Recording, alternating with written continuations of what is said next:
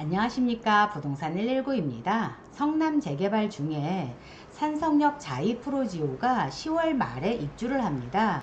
그래서 양도소득세 이것만은 알고 가자라는 내용으로 이야기해 봅니다.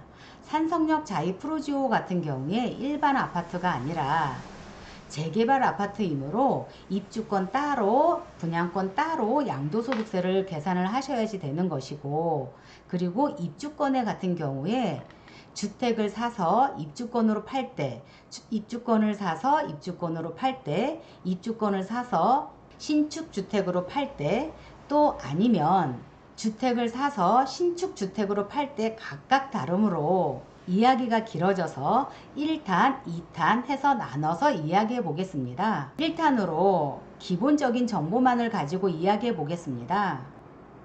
우선 입주권, 분양권, 주택수에 포함이 됩니다. 입주권에 같은 경우에 2006년 노무현 정부 시절부터 들어와 있는 규정이고, 분양권 같은 경우에도 문재인 정부 때 주택수에 포함한다고 했습니다. 그러니 입주권, 분양권 모두 주택수에 포함이 됩니다.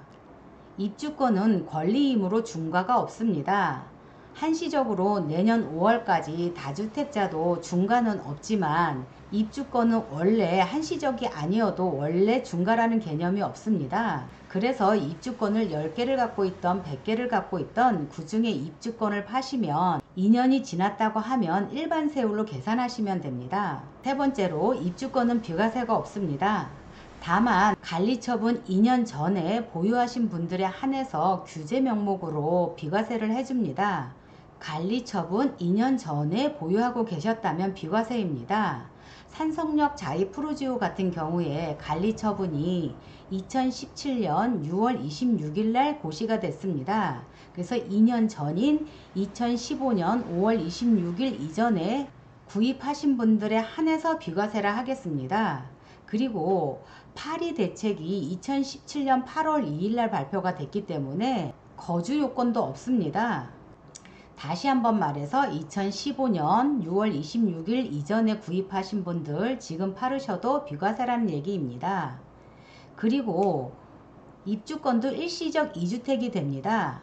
다만 조심할 것은 일시적 2주택이 되기는 하겠지만, 혹여나 임대사업자를 가지고 있으신 분이나 상속주택 가지고 계신 분들 2주택에 포함되기 때문에 이런 분들 1주택이라고 할 수 없습니다. 그래서 이런 분들은 비과세가 안 된다 하겠습니다. 네 번째로 대체주택이나 실소유주택 사신 분들 2년 이내 들어오셔야 하고, 온 가족이 모두 1년 이상 거주해야 하며, 완공 후 3년 이내에 기존 주택을 팔면 비과세입니다.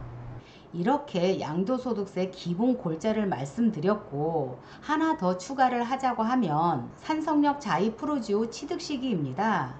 입주권하고 분양권하고 나눠집니다.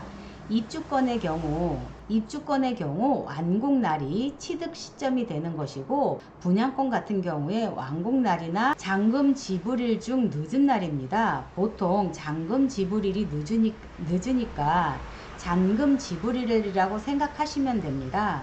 이 이야기를 하는 이유는 계약 때 조정대상 지역이라 하더라도 잔금 때 조정대상 지역에서 해제가 된 상태이므로 거주요건 없이 2년만 보유하면 비과세가 된다는 것이고, 또 다주택자들 취득 시기에 맞춰서 주택수 계산하시면 됩니다. 이렇게 1탄으로 대략 기본적인 입주권 양도소득세에 대해서 얘기를 했고, 2탄으로는 우리가 취득을 하고 관리처분 나고 그 다음에 완공하고 신축주택 팔고 양도소득세로 양도할 때까지 어느 부분에서 팔았냐에 따라서 양도소득세 세율이 다 다르고 계산 방식이 다 다릅니다. 첫 번째로 주택을 사서 입주권을 매도한 경우도 있고, 두 번째 주택을 사서 신축 아파트 매도한 경우도 있고, 세 번째 입주권을 사서 입주권을 매도한 경우, 네 번째 입주권을 사서 신축 아파트를 매도한 경우도 있습니다. 이렇게 각각 달리 아셔야 되고,